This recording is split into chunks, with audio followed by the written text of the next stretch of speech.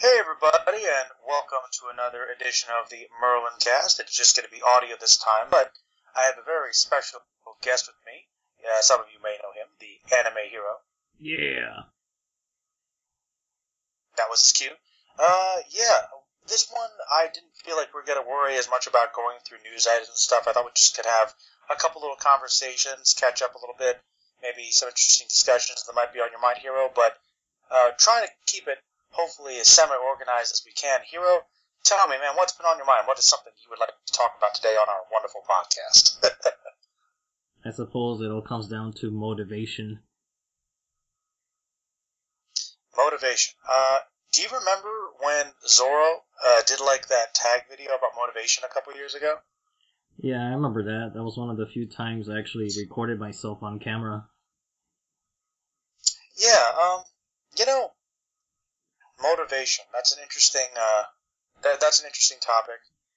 Um, well, I mean, I feel like we've kind of been. We kind of talked about it a little bit a little while ago, but it's something we've kind of noticed that as a bunch of us anime reviewers and video creators on YouTube have kind of been together, for a couple years here.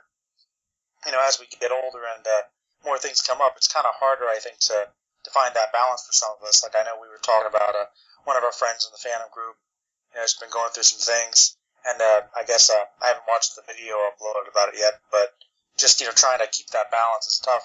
And yeah, man, I can. I mean, I'll be real with you. I can relate a lot lately because, I mean, I guess that I've been trying to make videos, pretty consistently for a while, but I feel like I got to a certain point where it was more about pumping out content rather than ensuring that it was the best content that I could make, or even really content that I actually did want to make sometimes. And the passion kind of threatens to be lost there a little bit. And yeah, I'm trying to kind of balance a lot of the personal things in my life because I've been a lot busier, more responsibilities lately. But I still want to do YouTube, but it's like it's tough. Like even as we speak, like my girlfriend had to go through a surgery, and I've been trying to be there more around the apartment and everything and help her. But it's like even with work and everything, that's tough. So making the videos, it's like it's just hard to find the time. And then when I do sit down and do it, I'm like, man, I just feel like making like a little brief blurb, just of me talking about something, even if it's talking about something that I watched a long time ago, and that would be cool. But then I'm thinking, man, I want to make it better edited, I want it scripted, but it's the time and energy, and so I'm just kind of saying, well, I don't want to put up something if I don't think it's good, because I feel like I've kind of gotten into a bad habit. Like I think my videos have been a bit inconsistent. But I don't know, Hero. You're the guest. I've kind of I don't really know. I just want to say, I think that your videos, a lot of them, have had a lot of passion, and I think that you've done a lot of good videos over the years that I really do like. But I will admit here, I've noticed that I thought that your output has been a little bit different lately. Like I think you've expressed to me that it's not everything you want it to be, and I don't know. How do you feel about the motivation on your end? I feel like I lost my way a bit, but also because I feel that I'm preparing myself when those major responsibilities will eventually come. Because I don't have a job at the moment, and obviously that means I'd have time for videos, but should I be spending my time on videos to begin with? That is the question. Well, I try to keep up with your channel, and I feel like you kind of followed in the same vein as me a little bit. Where I remember you used to pump out like your anime reviews, and you started doing like skits and voice acting things, and you'd sometimes do analysis stuff and other things, and your top 10 list, and you'd always. I remember the last couple weeks, like, man, I want to do this project and this. You'd like make one video, and usually the video would be really good. Like I remember your top Mo Manly characters was awesome. You did the 18 one. I don't think you did too many of them, No. and I feel like it's just but I've noticed you've been trying to kind of keep your channel going with podcasts with Falcon, and you're trying to do things when you can. But I don't know, like how do you determine which videos are going to get the ultimate anime hero treatment, I guess? Because I know that you still do some, but I noticed they've been a little bit different lately. It's really on the mood, because even if you notice on certain videos, the way I talk is kind of different. Sometimes I either sound like very professional, other times I'm slurring, or other times I'm just sort of like, there's this manga, you should totally check it out, because there's this shit, I mean, fuck. Well, that sounds enthusiastic. Yeah, well, there's enthusiastic, there's different levels of energy, I don't know. I think part of the reason is because the whole money thing is one thing that shouldn't be affecting us as much, even though we know it's such an ugly middle ground where you gotta realistically, if you could create some sort of income with your content, then do it, but at the same time you can't let that thing be determining your mood of quality. Like, oh, you didn't make enough income with that video, but you should probably instead work on a real job and do that on the side type of mentality. But that thing. In all honesty here, I'm glad you're bringing it up, because I'll be honest with you, I got a bit overwhelmed and kind of depressed about my channel after a while. It hit kind of a low point. It's kind of why I took a break, because I know exactly what you mean, and it's kind of funny because I'm trying to figure out where it happened, because remember when we were really kind of interacting with the Green Clan and the fandom group a lot more. How at that time, I remember when I started my channel, I did it. It was like an experiment, because I was in college, and I was like that, and I was like, why don't I just do some of this, because I kind of like writing papers about this stuff. Why don't I just do little analysis about Dragon Ball, and then started doing stuff about other anime and then other nerdy stuff. And I was like, this channel is just kind of like an experiment, just kind of like a hobby, a way to get my thoughts out there, see what happens. Not really caring at all. And I went back and I looked at some of my older videos, and I'm like, they're most of them aren't that good, really. Like the sound quality's not that good, the editing's minimal, I don't sound that confident, but I had fun doing it. I remember my first video I edited for the channel, the official one, I guess, was my old Krillin analysis, right? But and I'll tell you, if you ever go back and look at it here, you think, wow, this is rough, right? It's really rough. I think it's just me, a 3-minute video, you may have seen it, and it's just a couple clips, and I'm just kind of like, oh, I'm here to talk about Krillin. I don't sound confident at all about what I'm talking about. And that video looks really crappy, and I know it's not that good at all. But that video, that was the first one I really tried to edit it all, and it took me hours, and I remember getting so frustrated about it. But I was so happy to get it up, and it was a really cool feeling.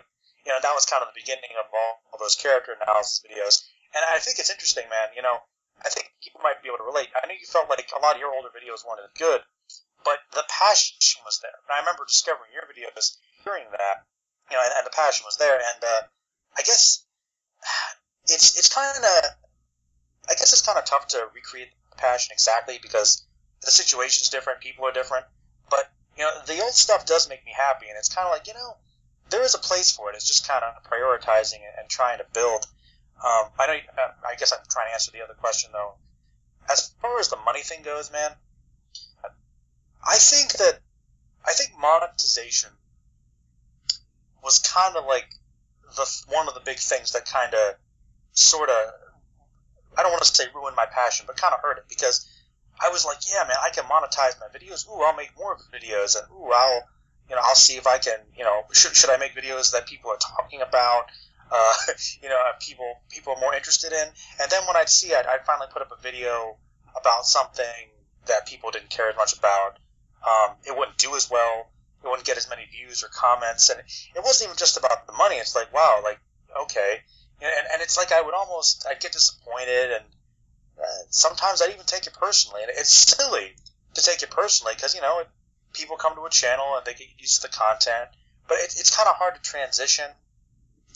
But yeah, man, the monetization, I've tried to look at it more now as it's cool if I make money on the side, but I could probably improve my channel, but I kind of looked up how hard it is to really make a living on YouTube, let alone get rich doing it.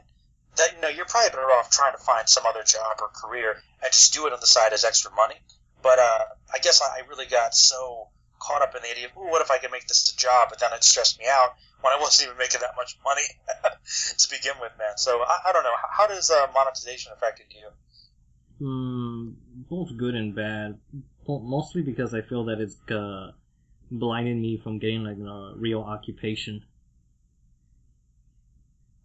Yeah, because I'm thinking, oh, I could do this since, you know, I'll do what I like type of mentality, but in reality I feel like I'm just more running away from the problem than solving it.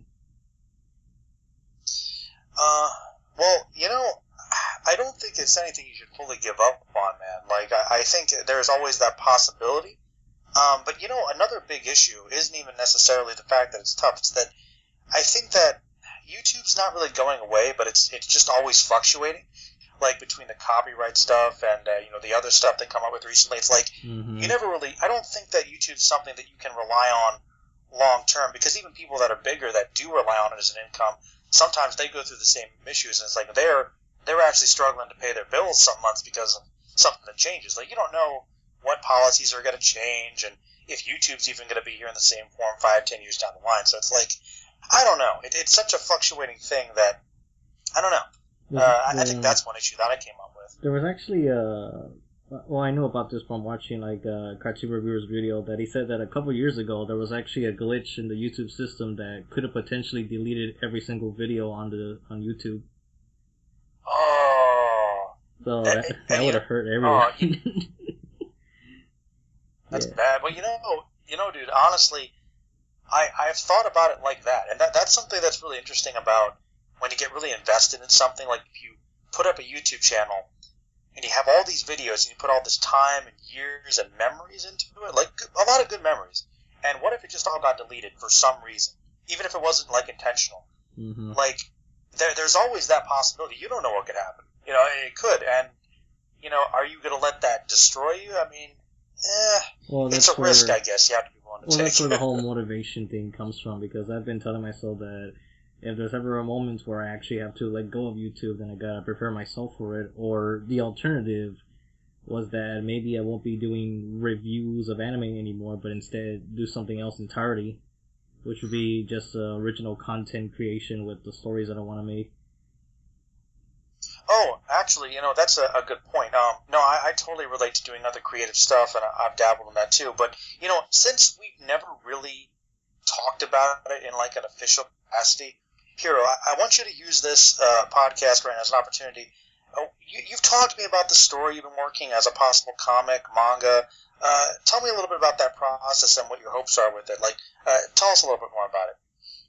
Well, the big dream is for it to be like a fully animated series of some sort, or animated feature films, but, you know, that's like the way out there. Yeah, that's the big goal, but let me go back and think to the realistic, gritty lifestyle.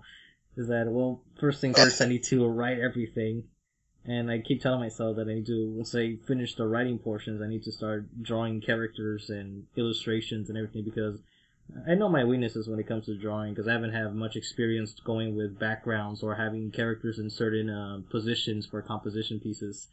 You know, just the basic stuff, you know, character jumping, or even character just standing or leaning on something, or, you know, just basic anatomy, I suppose. But would you collaborate with another artist with some of those things, or would you just do it all yourself? No, I don't want to, because that's the thing. I just want to make everything on my own, regardless if it doesn't look perfect or not. Just to show that, hey, I was able to do it. So, you know, hopefully maybe that can help other people get encouraged or not. But, yeah, what I want to... But ironically, the stories that I want to do are very depressing. They're not... Really? What are they about? The one that I'm writing on, so far, it's called... the working title is called The Knight and the Young Girl, which is basically about a girl that gets kidnapped to this island of ice monsters, and this knight needs to go save her, but things don't end in a happy ending. Oh no! No. Why so dark, man? Why such dark stories? Because that's I don't know. Because the main storyline that I wanted to do is called Age of Blasphemy, where all these different tales occur. And, it takes place in a medieval dark fantasy setting.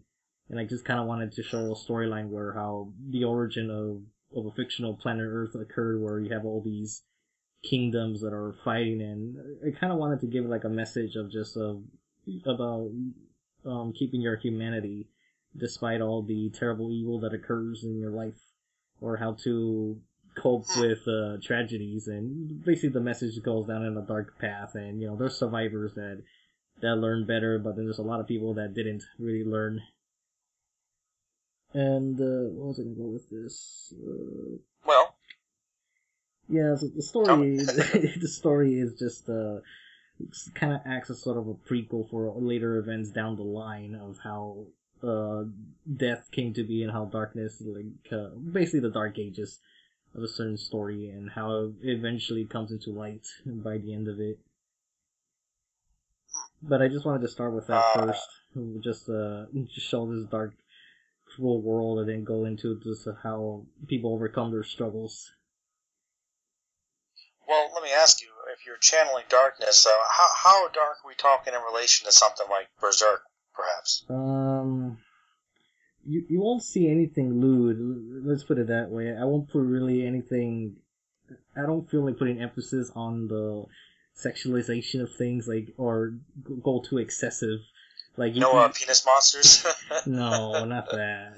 You won't see anything like, oh, this guy's getting butt raped by this demon while the demon's eating like his wife in his right hand or something, nothing demon like horses that. And stuff. Yeah, nothing too, what's it, phallic? I guess that's the word. Yeah, a lot of phallic imagery in Berserk. Yeah, yes. I don't really want to go that way, but in terms of sadness and overall tragedy, basically, what I'm trying to do with this storyline of Age of Blasphemy, it's gonna end basically with the Great Flood. So, you're gonna see the bubonic plague in there too. So you get the bubonic plague, and the planet Earth gets split in half, and the Great Flood happens, and you get a smaller planet Earth by the end of it. So, yeah, the problem is that the characters are, I don't know, there's gonna be that many likable characters. A lot of them are kind of assholes. Yeah, that's always tricky. Trying to write a character that is kind of an ass and has a lot of flaws, but is still likable. That's that's not the easiest thing, because I think you could easily fall into that trap of, why do I care about this person? Why do I follow them? Why do I want them to succeed? You got to kind of show the good stuff and show that there's something to make them persevere. But I know you channel a lot of I think Fist of the North Star and stuff is an inspiration, so maybe there'll be some icons to base some of those heroes on. Well, one of the reasons, because that storyline is like, there's no real heroes yet, so that's why it's so dark. It's not until later where actual power heroes show up, and that's when, things are looking better now. But before that happens, it's just it's all tragedy everywhere. Well, the thing is, the message is sort of like a couple of anti-war messages and stuff, like dealing with racism and all that stuff. But I guess it's just kind of a social commentary that's trying to be timeless, so it could be observed in future generations that these are wrong things. But even back then, with something as simple as the witch trials, a lot of people made accusations over pretty dumb reasons. So I kind of want to reflect that. No, you're right. Yeah, that's true. Because I feel that it's still kind of happening that it's still happening today. Because I don't know for certain of the details, because I've always been kind of out of the loop when it came to just social media in general. But I'm guessing since 2016 that, because you could probably help me out here because I'm in the dark, is that it sounds like the social justice warriors are supposed to be good people, but at the same time it looks like they're just as bad as the people they're supposed to oppress. So, yeah, because I don't know, that's one thing that always got me kind of confused, because I never really understood what was going on. Well, Hero, I just want to go on record before we continue this conversation. This is probably the most real MerlinCast so far. We're getting some deep stuff here, man. Yeah. But as far as the whole social justice warriors thing, okay, I'm all right. I try to mostly keep out of a lot of that stuff online, because I don't like the drama. But I want to be aware of things. There's definitely a lot of problems in our society that are becoming more aware of, like, persecution and racism and a lot of stuff like that. A lot of stuff about gender identity is big, and I think that it's a good thing that it's being more aware, and I think social media is really good at connecting people and making people more aware of the problems. But I feel like there's how, like, on YouTube, people can be a lot meaner in the comments because there's anonymity. Like, they don't, because people don't know who they really are, they can kind of get away with maybe saying the wrong thing or saying too much the wrong thing easier. Mm-hmm. Well, I feel like there's a lot more of that, especially on things like Twitter and Tumblr. Like, people will... I feel like people kind of jump on things so quickly and attack other people for maybe saying something that seems wrong when maybe it's just taken out of context. Like, I don't know. I know some people, like, even big-time gaming channels and stuff, sometimes they might say something that might be considered offensive, and then, 1,000 people will jump on them. Or maybe it's just like a minority of people that really, really focus on that, and they kind of use that platform maybe irresponsibly with, just kind of assuming something. They'll attack every little thing where everybody seems like they have to be so PC now that everybody almost can't have a conversation. And if they have an opinion that is the opposite, but it seems kind of oppressive or old-fashioned, it's like, well, the other person will just try to shove it down their throat. I think it's just those people, unfortunately, they might be the minority of the social justice warriors, but they get a lot of attention, and that's unfortunate. It's like they become the black sheep and a stereotype, and that's the problem, is that the idea of social justice warrior shouldn't have to be in air quotes and considered to be this bad term. It should be a good thing that there are people out there trying to focus on bringing these things to light. But people are just like, there's annoying people on Tumblr or whatever, and that's the shame. So, but at the same time, I don't know if you watch Honest Trailers at all, but like Hollywood's been, really bringing up a lot of the sexual harassment stuff, and there's kind of this idea that people kind of ignore it, and it's true. It's a problem, and in Screen Junkies, their channel kind of, went through this weird deal where the guy that created Honest Trailers turned out to be sexually harassing people. And so the fact that people could use social media to come forward and people pushed that to be aware of it might make it an easier place to work for. And, it sucks that it was somebody like that made such a cool thing, did these bad things. But, it does bring things to light that may have hurt other people. Mm-hmm. So, I guess it depends on how you use it, honestly. Because what I was writing what I was gonna write was before any of that stuff came to my attention. Is that because I created different groups of characters in this Age of Blasphemy. Like I said, I wanted it to be medieval fantasy, so I wanted to incorporate like a group of witches for one, and this one that was like this other religious figure, but. Like, for example, there will be this group called, I forgot what I called them. It was something like very holy and righteous, because I remember even back then in medieval times, people said that there were some people some of the more elite were, like, they claimed to be, like, selected by God himself or something, so they have, certain rights, others don't. So, the sort of what I wanted to do was, like, this religious, like, group that was out there to persecute the witches, that type of thing. But even though they're getting rid of witches who are supposedly evil, those same people themselves are kind of looking down at any other race that's not their own. Okay. So, that kind of hypocrisy. And then the witches saying, like, they're trying to, like, we should, be allowed to have any type of freedom. That's because of what we're accused of. But at the same time, they hate someone else. So it's basically a never-ending cycle of hatred where, like, they'll do something good for themselves, but then they do something bad in return. Because I was thinking of I'm trying to think of a story. I don't know, because there was even one I was thinking about vampires where, the typical thing that they feed on, on others. But they're incapable of... Yeah, plasma. Yeah. Oh, it's not Michael Morbius. Morbius. Oh, God. So, yeah, the whole point of the stories I wanted to do was a bunch of hypocrisy, really, more than anything, and because I wanted to build up that it made it look like there was one major bad guy, but in reality, it's like the bad guy, that the guy who's supposed to be the bad guy isn't really doing anything bad. Really? Yeah, I just wanted him to be like, sort of like an observer of what was going on, so he could be a bit the social commentator, because I kind of wanted him to have like a dream or a vision thinking, I visualize that many eons from now, people will still be fighting, but not with weapons, but with words, or some other words or phrases, just to kind of like symbolize that, try to make that relevant for future generations. It just keeps repeating over and over again.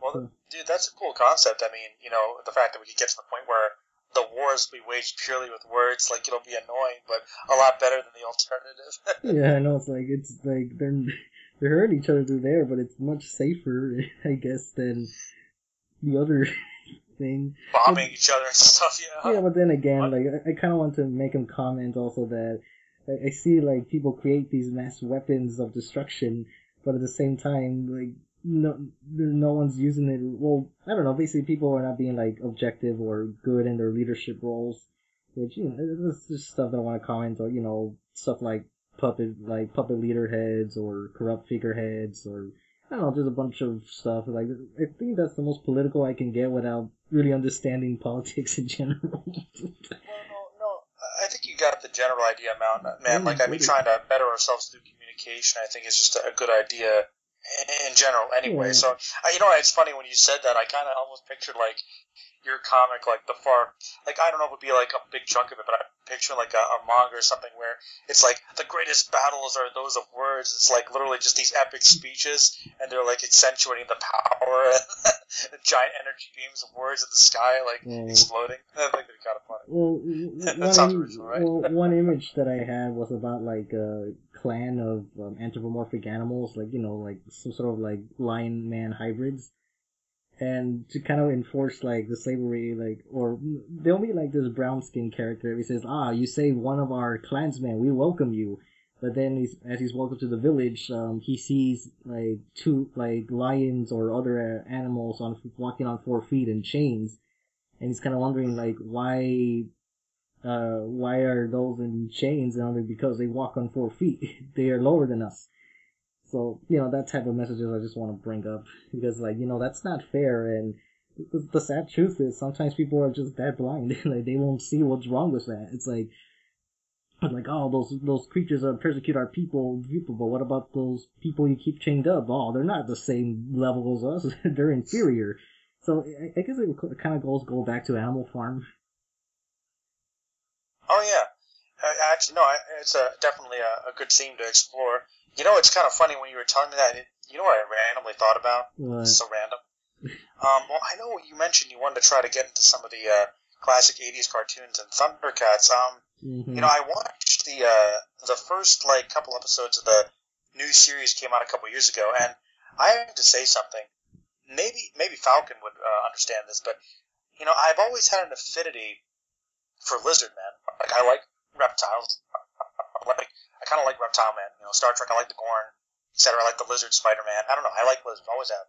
And in ThunderCats, at least the new one, the idea was that the lizards are the bad guys.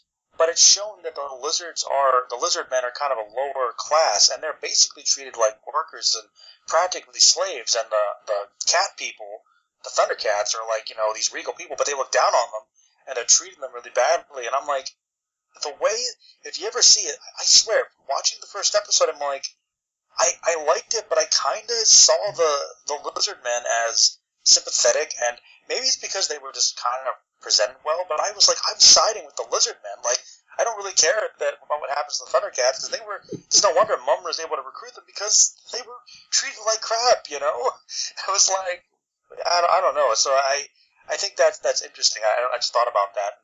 I mean, if you could have the heroes kind of realize, hey, maybe that's not right, that could be a good thing for them to kind of explore. Yeah. But you never checked out either of the Thundercats, right? No, I still haven't. The only thing I've been checking out right now is He-Man. Oh yeah, no, that's actually something I did want to chat with you about. I saw, I don't know why, I guess Geico's using He-Man ads or something, but it's been making me think about it. I love talking about He-Man. You tried watching some episodes? How's that been going for you? I've seen like about 20 of the original, and I saw 3 of the 2000 series. Oh, no. Did you know about the one in between, the early 90s one? I knew about it, but I kind of forgot at the same time. Dude, it's so bad. It's so terrible. Like I gotta ask you. Okay, like you're getting me in a real nerdy moment here, man. But okay, first of all, what are your general impressions of He-Man thus far? You've watched 20 episodes. It can't be that bad. Yeah. Well, I think it's a fun thing. I like the little positive messages at the end of every episode because it made me start thinking that, in those days with what was during the 80s, wasn't there like a bit of a drug thing going on back then? Oh, big time. Oh, yeah. So, well, because thinking back, I feel like all the corniness, campiness, and those messages at the end, I think they were important for that time period because they were, like, you can't really prove it by saying that, oh yeah, He-Man actually helped prevent all these things from happening. It actually did teach kids something, but maybe it did. I don't know. But I think the best example that the fact that it has those messages to begin with is evidence of the current time that it did need that type of positive thinking. Well, man, a lot of those big 80s shows like that, G.I. Joe and Transformers, all those, they all came with those corny messages, and people make fun of it due to the camp, and it seems really, kind of force-fed and everything, but the thing is, it's a good message, kids back then, if they were exposed to that and they could get some positivity that may have helped them in some way to avoid those things, I'm pretty sure it did, and I think that's one of the charms of something like He-Man, honestly. Then there's also Captain Planet that, that probably emphasizes the most out of all that. All right, here, I'm sorry, man, I'm going to go on record here, man, like, okay. Look, I like a lot of the... I like most of the classic shows, and I kind of grew up. I watched a little bit of Captain Planet. I'm pro environment. I like saving the environment, but I think Captain Planet is lame. I think his entire show is lame. I never liked Captain Planet. I like Don Cheadle as Captain Planet, but I could never. I never liked. Well, maybe I liked Captain Planet, but I didn't like the kids. I didn't. Did Captain Planet fight anybody? Did he ever actually like? Could he fight? I think he could. He actually fought. I think so. Well, actually, the thing is, Captain Planet's most recent reappearance in OKKO is actually kind of sad. Really? What happened? Oh, because at the end, of the episode, he kind of hints that the team split up because they failed to stop pollution. Oh God, that is dark. Yeah, because they said that it was just him, man, like the guy with the fire ring, like just them, because all the other Planeteers quit. And then at the end of the episode, they do like they do a throwback, and they actually give you some positive messaging in the actual art style and everything. Oh wow! Yeah, so that was pretty cool. I don't know, dude. Like I know it should be. He was never my favorite. I guess. I know. Well, actually, it's because of that I was thinking that maybe I should watch some episodes just so I could make a villain and have a version of the main hero. I'd be like, who's my favorite, I may be a villain, but who's my favorite superhero? Captain Planet.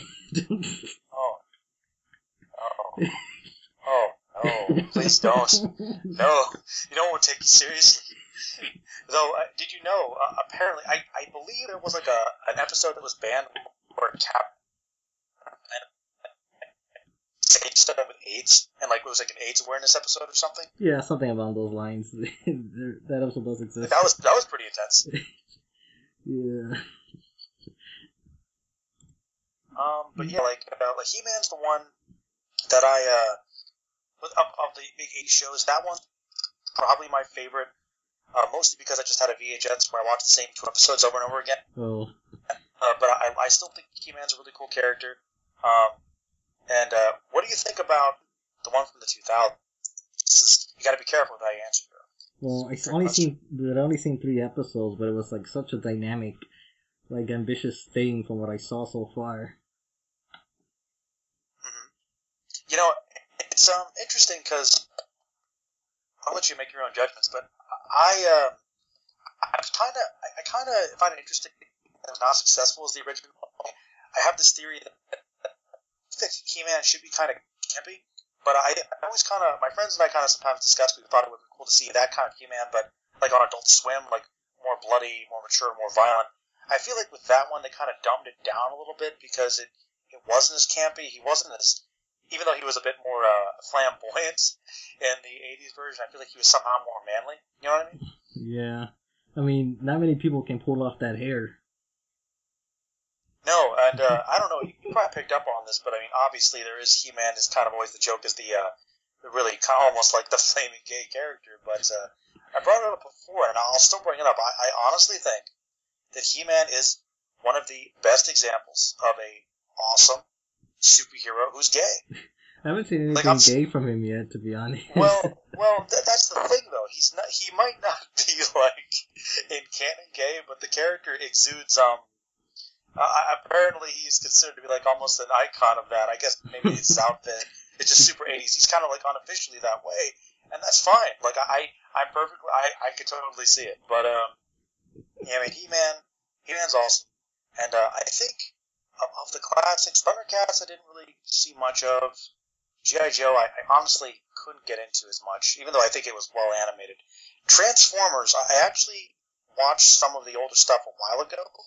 It holds up pretty well. It's actually pretty well written. Have you watched much of the original G1? No, I haven't seen anything yet. Well, I know that you're a Beast Wars. And don't get me wrong. I think Beast Wars is the spirit show, but go back and watch some of the original Transformers. Like, it's not bad. It's still campy, but it's like the storyline's pretty good. It's interesting. It's cool. It's really well animated. I'd say give it a shot. Mm-hmm. Well, actually, but no, for me, man, it was Ninja Turtles probably. Well, yeah, that's something I need to explore too. But one of the reasons I was kind of engaged with the 2000 He-Man is because a lot of the Beast Wars voice actors were in there.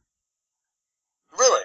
Yeah, because Optimus Primal was Man-at-Arms and Scott McNeil was doing the Waspinator voice on Merman. No way. No way. I didn't even notice that. Yeah, I mean, he'd be like, oh, do you need some water to drink? Waternator. Oh, man. I found the treasure for you, Lord Skeletor. Waspinator was the best character, though. I don't even care. He was so good. He was the most badass. He was tough. He was tough, but he took a beating. Fuck Dinobots about Waspinator. Okay, alright, well, Dinobot's a great character, but I'm telling you, man, he's got nothing on Waspinator. That guy, Dinobot was great. He had the whole honor episode, won that award, he was all honorable and badass and complex, but hey, he died. Waspinator lived fast. That is so fickle. Oh, God. Yeah. Well, here we go. This is the clip. Go to 2 minutes on the dot on this video. Because you'll get, like, this harsh truth from Captain Planet. Oh, no. Okay, for those that can't see it, we're going to be viewing a Captain Planet video here. I'm going to let it load, because the connection in this place is not so great. Thick walls, hero. Thick walls here. Ah, man. But yeah, I'll tell you when I'm ready. What is this video going to be for exactly, this harsh message? What is it? Oh, just about Captain Planet. Oh, God. Oh, come on. Actually, you know what? I'm going to tell you what I'm going to do. I'm going to try to open this up in a different browser.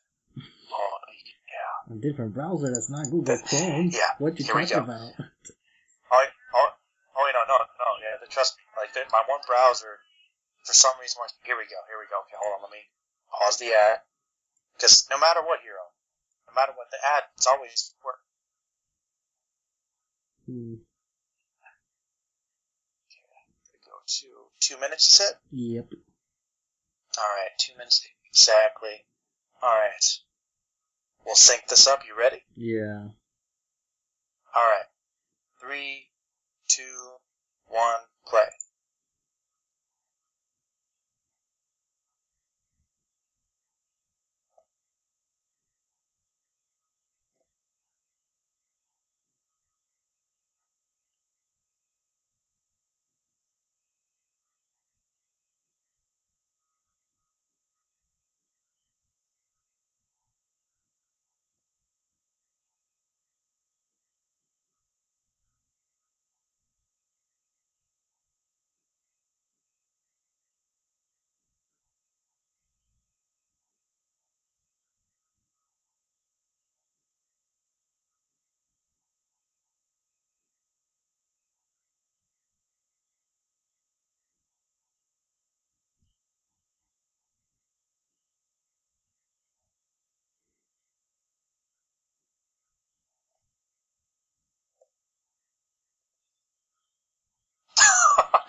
Yeah.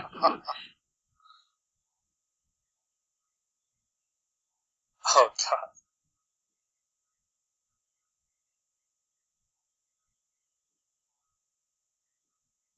Lessons. Oh, this is like an old school like lesson. Yeah, it's like giving it to you real, man. It's the old school. It's kind of awesome, actually. Nah, man, I bet for some people that would have been like a perfect nostalgia rush. Like, I like the way they integrated that. Like, got really dark. Like if we don't save the planet, then Captain Planet can't do it. So be more conscientious of the environment and try to pick up litter. I was like, that's awesome, actually. Yeah, because I was kind of wondering, like, I feel like they're forcing it down our throat, but then again, he always did, so. That's kind of the point. Actually, I was thinking for a split second that a really serious, dark Captain Planet show would probably make it better. But then again, a show where Captain Planet has to try and save a world that's already been overrun by pollution is bad because it means he failed at his job. Oh. It's kind of bad. Yeah, so if anyone's wondering, the clip is called OKKO, Let's Be Heroes. The power is yours. It's a 3-minute video. Yeah, guys, I'll put the link in the description for you guys. But yeah, if you're fans of either show, I'm sure you'll get a kick out of it. I actually haven't seen any of that here. What's that show about? It's the most shonen cartoon ever. Really? Yeah, it's about heroes that work at a plaza. Heroes that work in a plaza. What do they do? They work in a plaza, and then, the main character is like the most Goku of Gokus you can get, because at one point, in some of the early episodes and shorts, he was voiced by Goku. No way. Yeah, for a few episodes, and it would have been permanent if it weren't for some scheduling issues, but fuck. Oh, man. It would have been like, it's the most stunning. Yeah. But would have been real. But yeah, the whole thing, it's like, according to the creator, it's like sort of a mix of superhero slash video game type of anime type of setting, because the anime stuff is like not even subtle. Yeah, I'm guessing it's pretty heavily inspired. Yeah, because you see some characters' flashbacks in high school, which I guess is very appropriate at the time, where she's dressed up in the Naruto costume and she drops like her Bleach manga. So it's like, yeah, I remember high school. That's exactly what happened back then. Dropping that Bleach manga. Yeah. Yeah, those were the days, man. Oh, man, when Bleach was the best thing ever. I remember. Once upon a time. Yeah. I remember when it premiered. I remember those days when it was on Adult Swim and Hot Topic. You remember that? Oh, yeah. Oh, yeah. Remember? Yeah. Bleach was number one for a good while, man. And it was going to be the best thing ever. For so long. No, then Naruto just took the opportunities from everybody. Yeah, Naruto did definitely take the lead there, and I mean, I don't know. I guess I can see that it might have had a bit of a brighter appeal, but I've always thought Bleach was a bit more interesting in its general, context. You know what I mean? Yeah, especially in its beginning, but after a while, it's just like, oh, fight, fight. Yeah, Design but I mean, when it's a shonen battle series, what do you expect? It's gonna eventually end up being that. But it's gonna get handicapped, guy. Well, here, I'll tell you what. Looks like we're gonna want to be wrapping up. I think we got about 10 minutes. So, I was curious. I want to kind of end it with a bit of a discussion with you, because I know we touched on this briefly before. Mm-hmm. Okay. What do you think that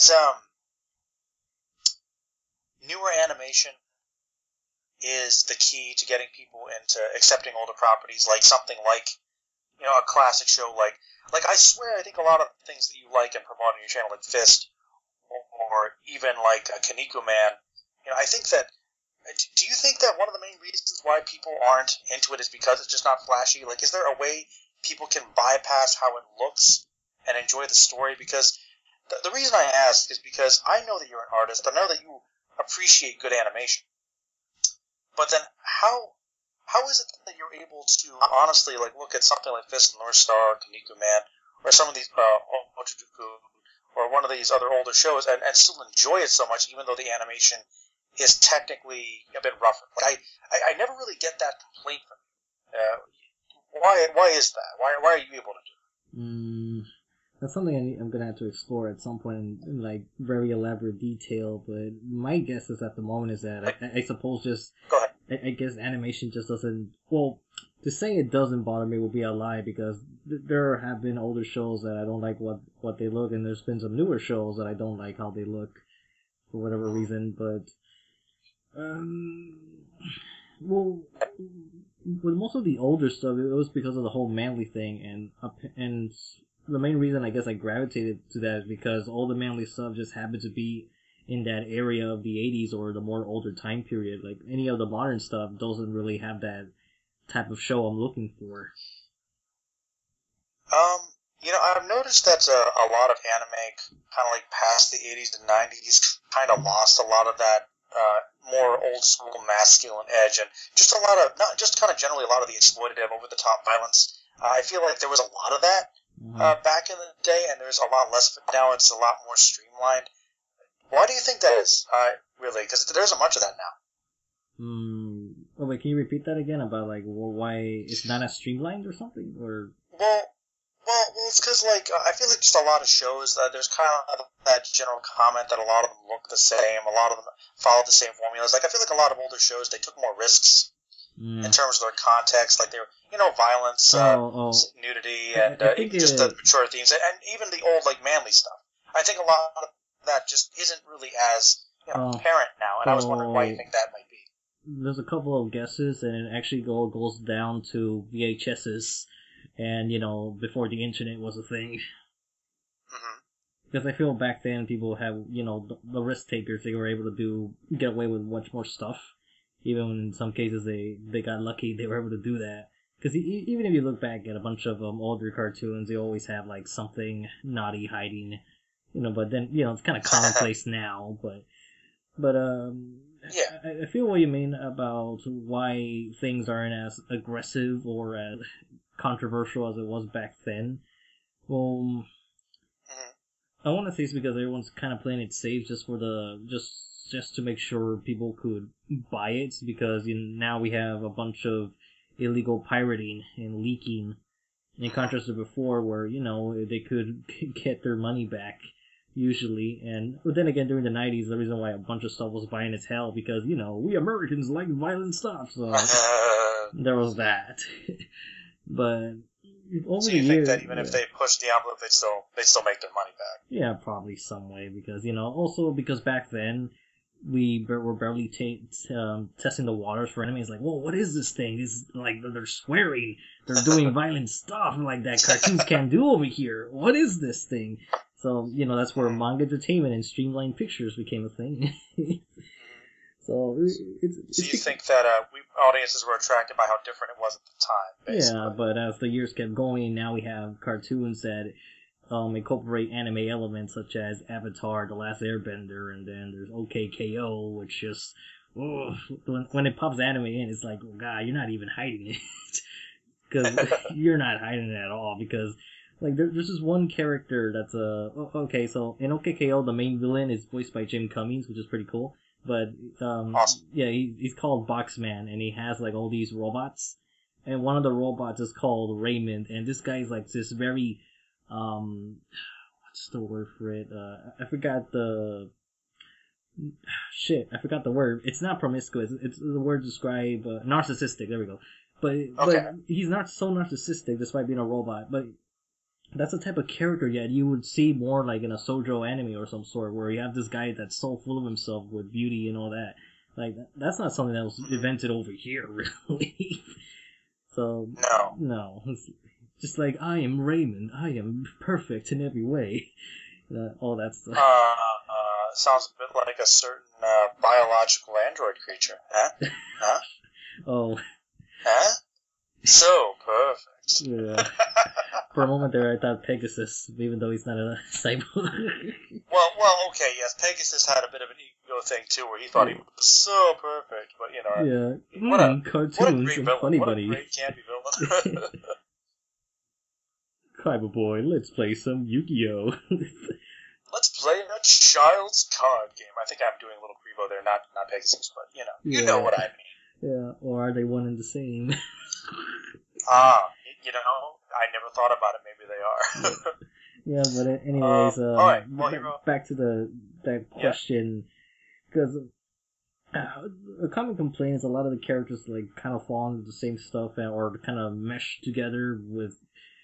I feel a lot of character designs aren't as diverse as they were back then because of the sake of hey, we need to appeal to this American crowd or other crowds, and we can't really. There's still a bunch of weird stuff in anime even today, or a bunch of naughty stuff too. But I just feel that even though there is some good stuff in films, there's probably more better movies now compared to back then. But when it comes to anime, but even then, I still feel that a lot of the visual imagery is sort of lacking. Do you think it's like creativity in terms of just design that's the problem? No, I think there's a lot of good shows that pop out recently, and there's also a couple of just ordinary around the block type of just floating there. It's not gonna like for example there's this one show called Nobunagan, which is sort of like a mishmash of Shaman King and JoJo's Bizarre Adventure with historical figures. Yeah, but it didn't go anywhere despite the fact that it looked really pretty, but at the same time it was kind of hopping on the JoJo bandwagon by imitating the color schemes of, whenever a scene changes, like, oh, the colors change. And Nobunaga was doing that, but the characters themselves, like, the idea is pretty cool, and the soundtrack's pretty awesome, but the show itself, when it came to writing and characters, was just... It basically was trying to cater too much on the style and without any of the substance stuff, something like JoJo. Yeah, it's kind of a shame because the original artist he's done other manga and all of his stuff looks very visually appealing, but this one was just sort of like, I don't know, there was nothing really to it. Yeah, so well, I guess it just varies because one of the better examples is Psycho-Pass. That's definitely a good show. I haven't seen it myself, but I heard all the praise. Oh yeah. Yeah, man, definitely. Psycho-Pass is good, but even that one, I think it was definitely a good-looking show visually too. But I feel like you could have had a lot of shows similar to that. It's just the story and the characters and the themes were good, and it was also very violent too. Like it feels like a show that could have fit in the 80s and 90s OVA pumping styles of that type of popularity. Mm-hmm. Definitely. But I'll tell you what, Hero. Mm-hmm. Yeah. Well, to answer the question, I think the reason why some characters aren't as detailed or kind of what makes them look very different is honestly just the noses and a couple of other facial features because older characters have more realistic noses, while everyone now has like the DBZ nose where it's just a line going down the face. But the reason I feel that there's less detail is just so they could animate more stuff. True. That's probably the reason. When back then, it's like, yeah, it's kind of weird how back then there wasn't too much, like, I'm assuming there still must have been some budget concerns or problems within the business about, making all these elaborate pieces of animation, and compared to now with digital and a bunch of other advances like technology, that was still kind of more conservative, and I'm thinking it all goes down to piracy, where they're not making as much as they were back then, so therefore they have to make less characters and make everything else more visually pleasing, and while trying to get like a good story going at the same time. So I don't know, I feel like people are more boxed in with worry about like, well, even though we can make this, will it sell? Will it work? Compared to back then where it's like, yeah, we never seen this show before, or we had nothing else to compare it to back then compared to now. Well, you know what? That's actually a pretty good point. I'll tell you what, I think we were hitting around the hour mark here, so I kind of want to wrap this up, but you did bring up one final question that I want us to just talk about briefly before we wrap up here. Okay. You kind of touched on, I think, has been a big issue that I know has come up a lot with the anime industry, and we probably could even have a whole other podcast about it sometime, but I feel like there's almost some resistance when it comes to anime fandom over here, like, there's obviously a lot of piracy, a lot of streaming, and it is a big issue, I think, with the anime industry. And since it is such a niche thing, I feel like it's one of those things where anime and manga really does need more support than probably stuff that is just, not imported. But I feel like people still, it's a good thing because people have a lot more access to it, which I guess is kind of nice. But then they're gonna lose it, I think, if a lot of their shows fail because they're pirating it. Do you think there's like a lot of resistance to buying stuff? Because I know that people want to support the fandom, but why do you think that like for piracy and anime over here is related? Like I don't know, like what is the dynamic with that? Do you think that it has its place, or should it not be as bad? Like what do you think?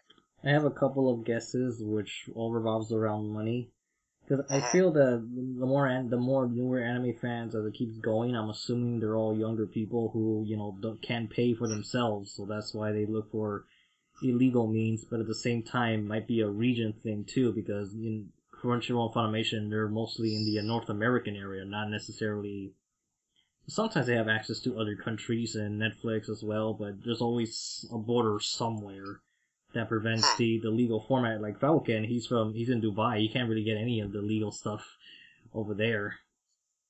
Oh, really? Yeah, despite primarily speaking English people over there either. So, and what was the other thing I was getting to when it came to money?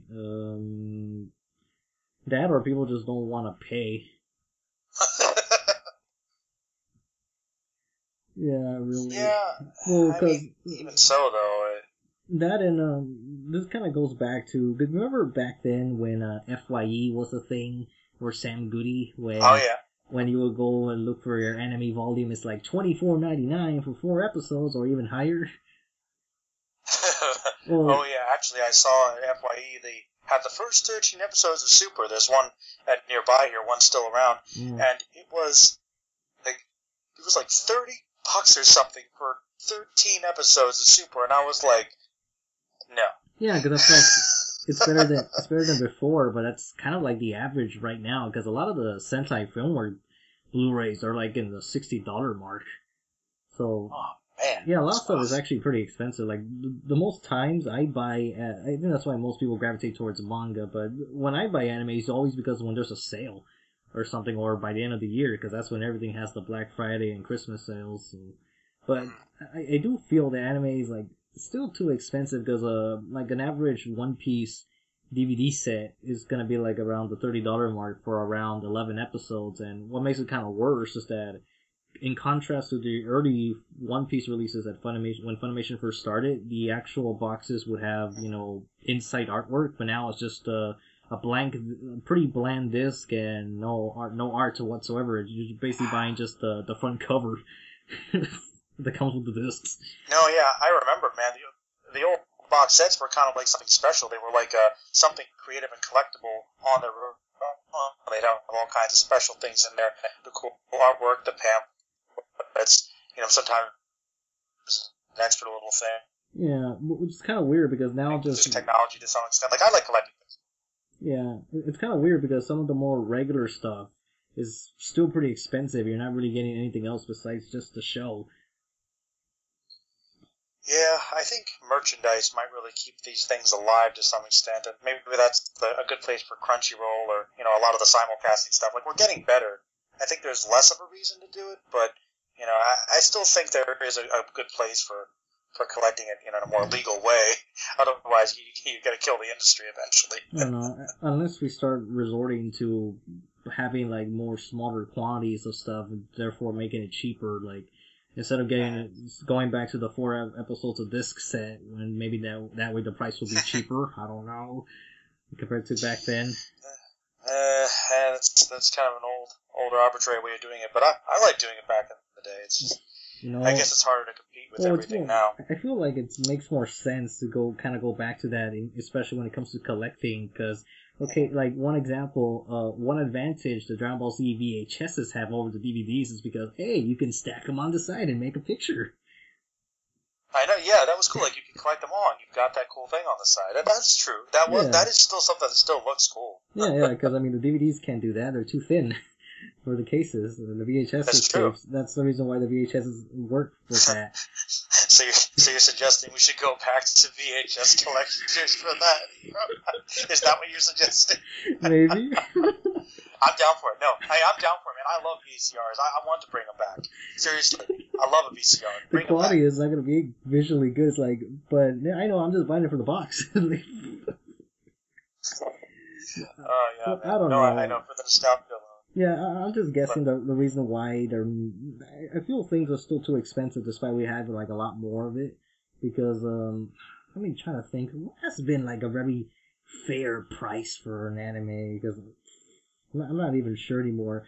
Maybe that's the reason why a bunch of the series now are just split up into packs of 12 and 13, and later combined in a set. Because Funimation still does that. Even when I first started buying animes around 2010, they always release like the shows individually, and then like a year or two later, put them in a box, all in one box, and then save edition. Now it's even cheaper, and then or classic line or whatever. But I don't know. I feel that people really either that or people just need to know where to look or wait when stuff goes down because well, for one thing, when it comes to purchasing anime online, that's not much of a problem. But when it comes to in-store, like especially at like Sam Goody and FYE, they always be like ridiculously overpriced than they're supposed to be. Or Best Buy. Online's the way to go for sure. Yeah, yeah. So a lot of the in-store stuff is not as. I feel like the only place that's been fair, from my knowledge, was Walmart when it came to anime. Well, that's one way to do it. Yeah, but even then, the selection is much smaller compared to the online stores. Yeah. You can find, so I don't know. I guess there's just a bunch of little different factors when it comes to stuff. Because I remember there used to be like a Walden Books or a couple of different bookstores around my area, but that would have a lot of manga. But they're gone, so therefore I can't buy any manga nearby. Yeah, that's just I guess it's kind of a changing times thing, but even so, I guess it's about where to look is kind of the main thing. But Hiro, I'm going to take that opportunity to kind of wrap this up here. It's been a pretty good little podcast, but I will give you the floor, Hiro. Do you have any final thoughts before we wrap up? Yeah, because all this talk that we're going about, it kind of also goes with how things and trends change. Because like we were talking about the whole anime DVD stuff, Blu-ray stuff. It also kind of makes sense. It's like, yeah, remember we can't even rent anime anymore. There's no Hollywood blockbusters or other video stores either. Mm-hmm.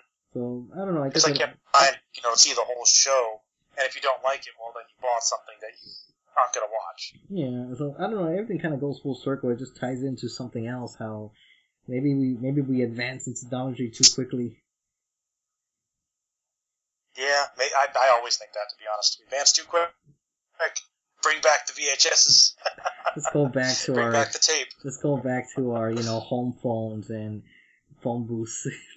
Forget smartphones. Hell yeah, man. Hey, phone booths. What's Superman gonna do without them? Yeah, right? What's he gonna do? Maybe he has an app. Maybe Superman now has like an app on his smartphone to make He's got an app. Yeah. All right, man.